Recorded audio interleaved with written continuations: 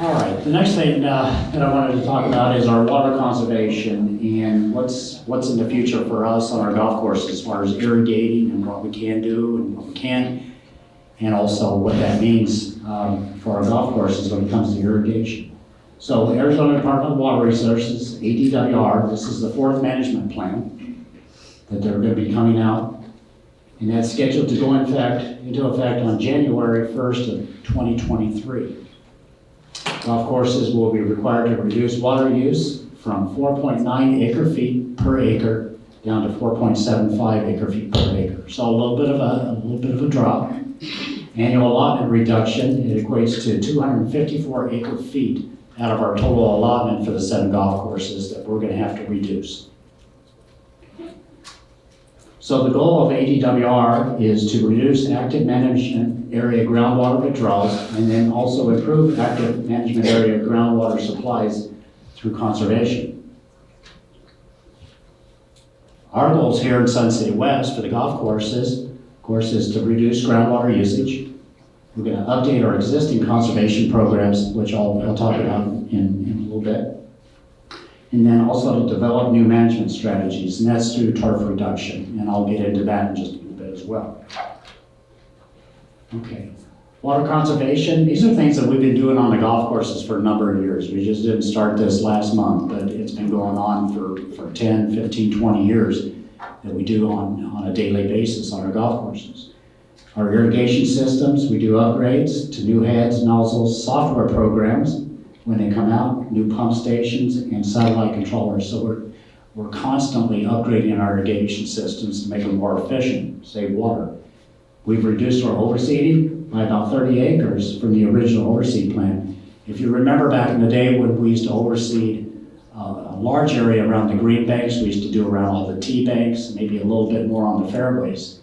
And then we used to do the par 3 fairways we overseeded. So we've taken that, the par 3s out, we've reduced around the greens, and we've also eliminated the seeding around the tee banks. So we've taken about 30 acres out, and that's been a big savings for us. The other thing too, I didn't mention on here, we used to overseed the target greens on the driving range floor that you'd hit to. We paint those now, so it doesn't require any water, doesn't fertilize, no seed, no maintenance, nothing. So we've been doing that for several years, and that works out. We track our water usage through weekly water reports, and then we've developed a water budget and drought management plan. Cultural practices, we have aerification coming up here in a few months on our greens. That aerification helps water movement into the root zone, decreases surface evaporation, and provides healthy turf. Healthy turf requires less water. Water management training for our employees, and then shoreline repairs, like I mentioned in the capital projects. We do a lot of that. And then the turf reduction out of play areas. And then I put this slide together. This is 15 years of water usage for our golf courses, and it goes back to 2005. The dates that are shaded in yellow are the years that we were under our conservation allotment. You can see we were under in 2005, and then we went for a while where we were over our water allotment. But if you notice in 2013, for the last 7 years, we've been under our water conservation allotment. And like I said, this kind of tells the story about all the water conservation efforts that we've put together on the golf courses over the years.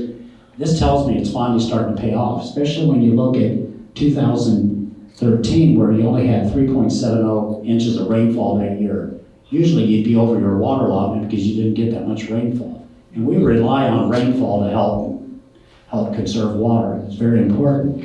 You can see even in 2015, not quite 6 inches. Same in 2018, we're under our allotment. Look at 2019, we have 11.18. And if you look at 2010, and I didn't put these numbers, these aren't numbers I put in there. I went back on our records, but what's the chances of having 11.18 in 2010 and the same exact amount in 2019? But I double checked that, and it is true. Those are good numbers.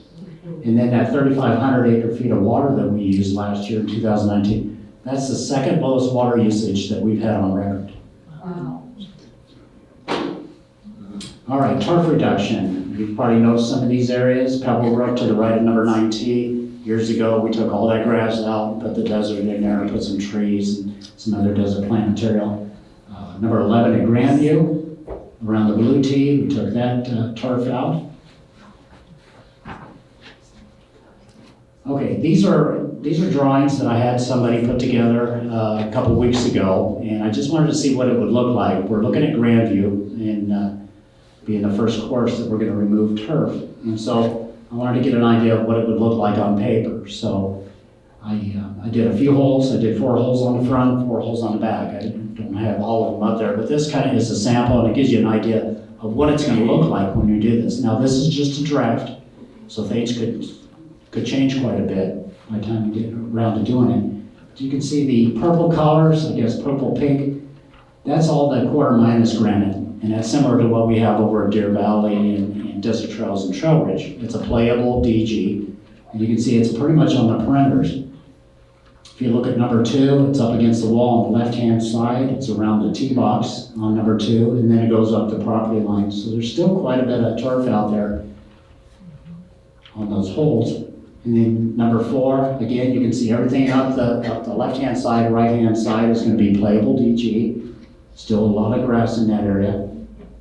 The one thing that you notice on number 5 at the road crossing, it's shaded yellow. That's kind of a high visible area or high maintenance area that we want to touch on. Maybe a little bit different color rock and maybe more plant material because it's so visible from the roads.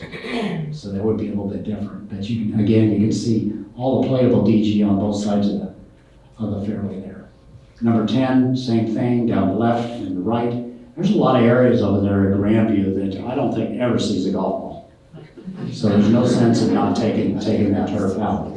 So this plan here for 18 holes currently has about 60 acres of turf that we would remove. And so I'm working on another plan right now which scales that back to about 40 acres.